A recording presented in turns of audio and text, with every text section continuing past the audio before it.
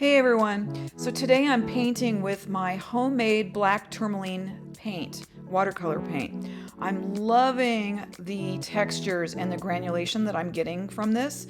Right now, you can see I'm laying in another layer over the top of an area that I've already painted. And when you add water, that's going to reactivate what you've already laid down, and you're going to get a more of a richer texture. So if you wanted to build up some darks, a lot of people think of watercolor as super washed out, super light. It doesn't have to be. You can throw in a lot of pigment, or you can reactivate an area to kind of really get some saturation in an area. To create those lights and darks in watercolor. So here you can see in my palette, I've got a pan of the black tourmaline. I mix it with other colors, either pan or in my case I use Daniel Smith tube. But the key to watercolor is, regardless of what kind of paint you're using, is to lay down a lot of water. So here you can see I just added a lot more water into this area. Think of water as your canvas. Instead of the canvas as your canvas, as the paper as your canvas.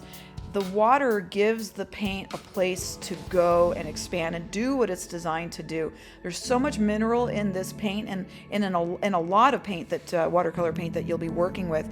And then when you add that with stuff that's more staining or non-granulating, you get this cool interaction of the two. So here, if you can see close up, it almost has like a leather texture. When you add in a lot of water, then it has a place to kind of actually do its magic. So I'm getting this area wet. It's going to pull up some of that color that was already laid down, but now I can add some more texture and granulating paint on top. I'm really loving this series because what I've done is abstracted the subject into a bunch of mini canvases, almost like stained glass. So each one gives me an opportunity to just drop in color like that. Like, wow, amazing, right? You put in, this is I think a sienna, Daniel Smith sienna. You just tap it in. With watercolor, it's better not to paint. Don't be actually kind of stroking the brush and scrubbing. You want to just kind of, you're either adding water and paint or you're removing. So think of the brush as your sponge. You're tapping in some paint and then letting it ride and mix over the top with its neighbors, or you're kind of using the brush as a sponge to pull excess water out so that you have that right level of wetness to really control your canvas area.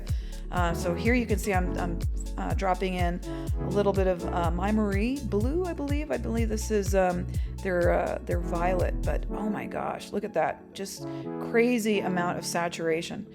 And then you just need to know when to let it ride.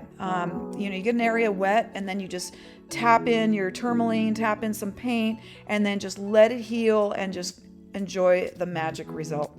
So thanks for joining today, and if you're interested in getting some of this black tourmaline paint for yourself, I have a link that you can purchase it from me. So thanks again. All right, bye.